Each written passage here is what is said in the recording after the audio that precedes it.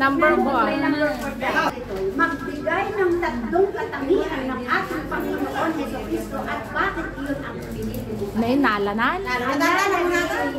Nababalin ni Apo Jesucristo tanulaon di ba makaagay mo?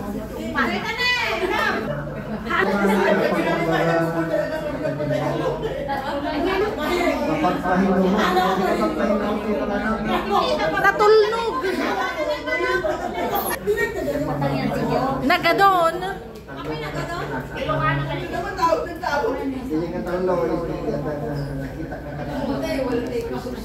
Apa yung pagbalila sila piling na nakita ka man?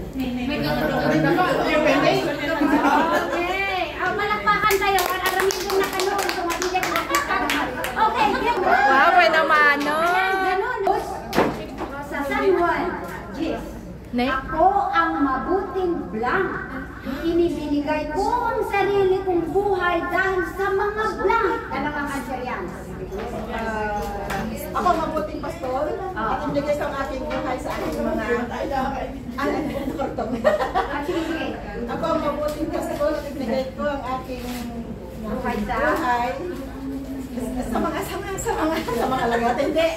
Sa mga... Okay, Arban.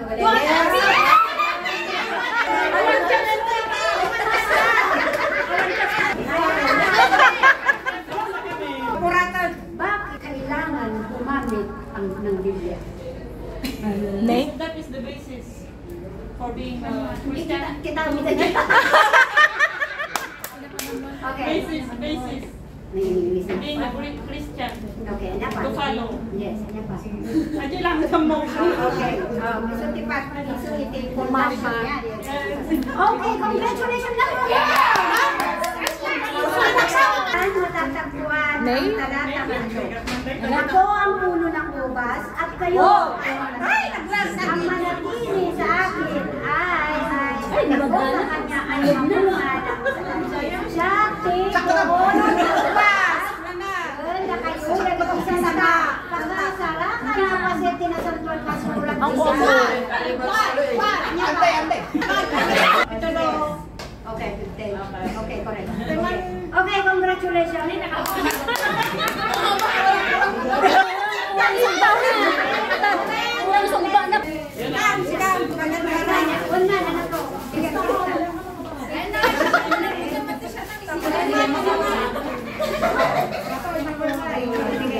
Talagang lang ha. Okay. Paano nabubuhay at namamatay ang isang pananalig ng tao sa Diyos? Kasi noong nagbiag, kinamatay, pamati iti may sa tao. Kasi Matay ka po ti Basol. Okay. Biyag ka po ta binalbaliwan ni Apo Diyos. Okay, correct!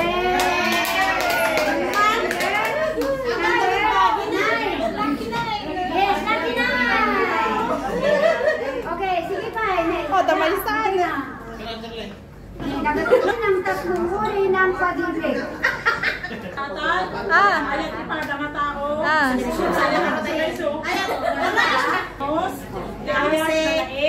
Kinawan pa nagpumpungan. Oo, ano ba? Talo lang may. Nagpumpunan na ano? Correct! Ito ang mga bagay na nagbibigay kahinaan sa mga nananampalataya at ano rin ang mga bagay na nagpapatigaw. Anya dagi jay mangmang tatingkat ipanagkapoy kan di mangmang ikut iti panag regta iti pamati. Di ba yung mga pagkapuyak sa dagiti Di mo tanggi ng mga nabayat. Sasao nga nasa kalimutan. Pero tinang papatid ka kanya dagi sa panulong iti Diyos na ipanagbiag nga ng espiritual dagiti na materialan. Nagyay ang sakit. Nagyay ti mapapatid ka kanya na pamagay. Mapanag nagkaprati. Sakit ti mang patigod kinam. Wait, may sa kanya papatid ka kanya. Di ba sigit nila sa pakai ni Apo Diyos? Pakaidayawan ni Apo Diyos. Finally! Bakit kailangan na magkaroon ng bahay dalangin? Upang may lugar na sumasampalataya sa Diyos. Correct!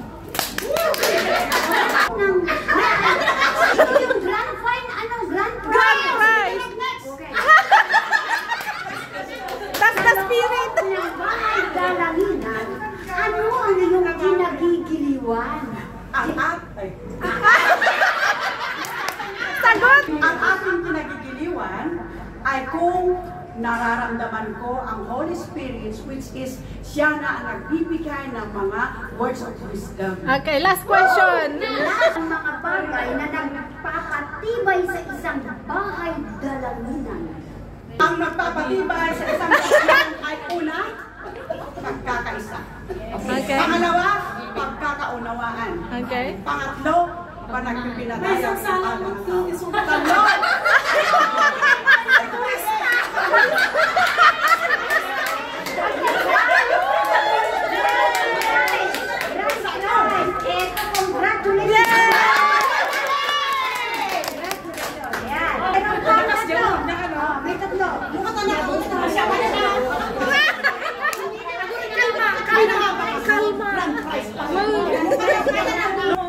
Naguray ka! Ang maging malusog at gumanda ang aking spiritual life. Yes. Ano yan?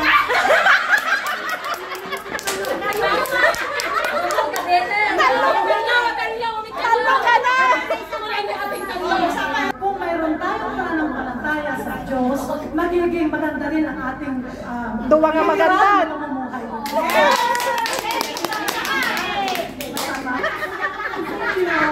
Congratulations, Ana. Okay.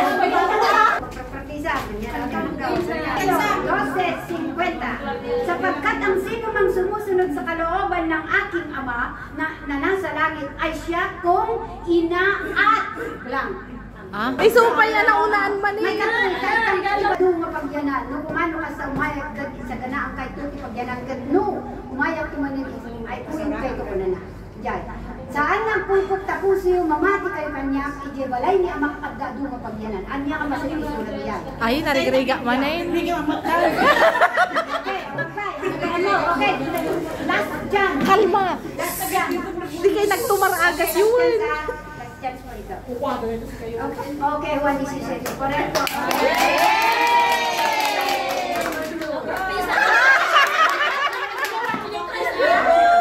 Yes. Kaya po, okay. Baglak. Ang Biblia ay nahati sa dalawa, ang luma at ang bagong tipan. Nako. Anong sulat ang pinakamaraming kabanata sa lumang tipan at sa luma at sa bagong tipan? Ano ang pinakamaraming kabanata? Yung maraming kabanata, yung pinakamaraming sa lumang tipan. Yes. Hindi po one yung ano, yung Salmo, okay, Salmo, correct. Pero yung hindi po. Yung pangalawang tipan, di ba? Yung Sa bagong tipan. si ano po, one. Yes.